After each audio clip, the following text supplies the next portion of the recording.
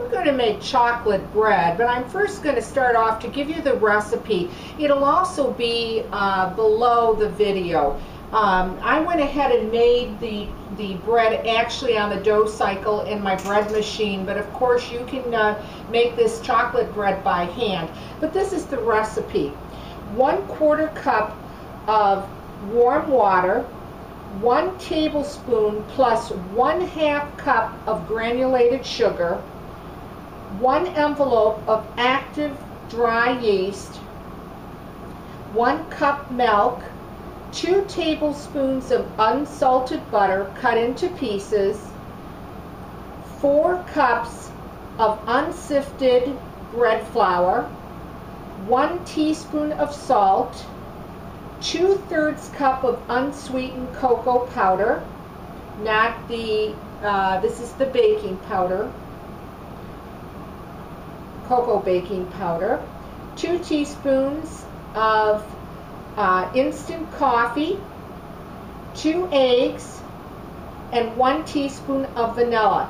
Now it is optional if you want to put 1 cup of walnuts that are chopped. I particularly didn't put the walnuts in the bread for this particular recipe, but it is optional if you want to. I went ahead, as I said, and used my bread machine. So I'm going to just put some flour on my countertop here, and I'm going to show you how pretty it comes out. It's a real pretty chocolate color, and when it bakes up, the color is much like pumpernickel color. Very pretty. And I'm going to take that out of my container here.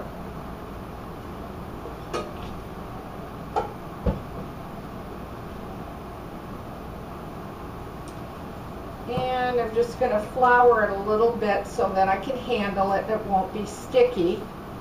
Now this is going to make a very, very large loaf. If you can see how large this is right now. What I like to do is I actually cut it into half. Now you might want to even cut it into thirds. That's up to you. But I like to cut mine in half and then just punch it down a little bit and actually just straighten out the loaf.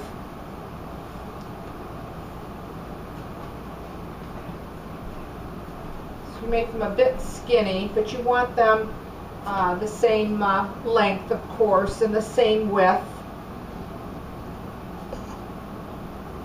And just stretch them out a little bit.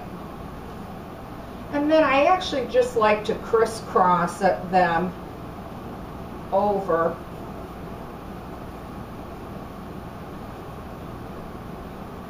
And then what I like to go is just to bring the 2 pieces together and just pinch them together to seal them.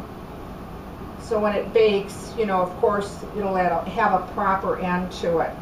So I just fold it under, and then I actually just crimp it and pinch it together with my fingers.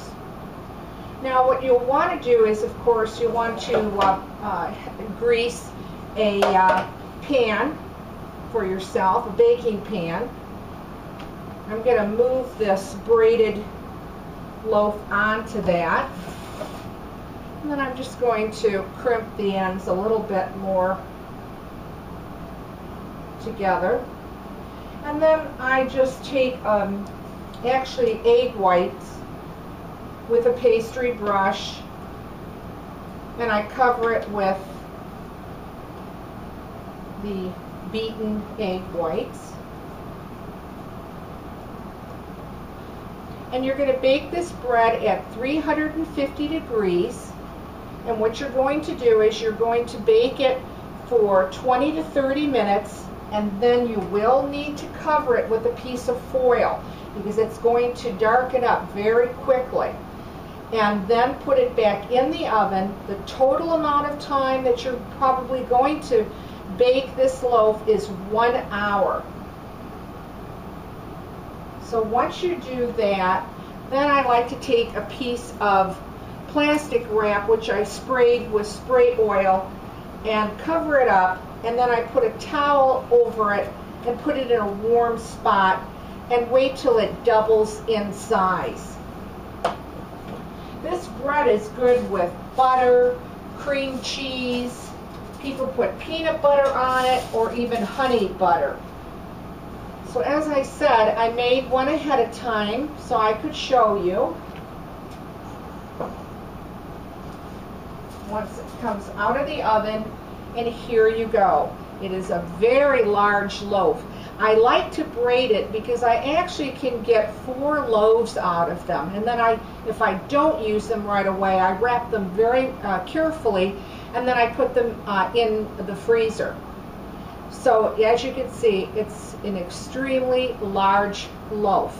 I'm going to just cut that to show you what it looks like.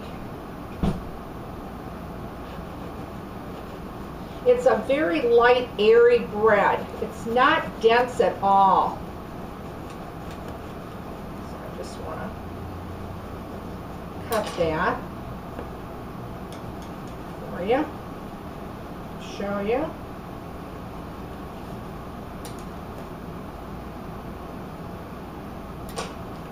And there you go. It's very moist and very, very light. Chocolate bread. Make it in a machine or make it by hand. I hope you like this one. Leave a comment. Let me know what you think. Thanks for watching, and please subscribe.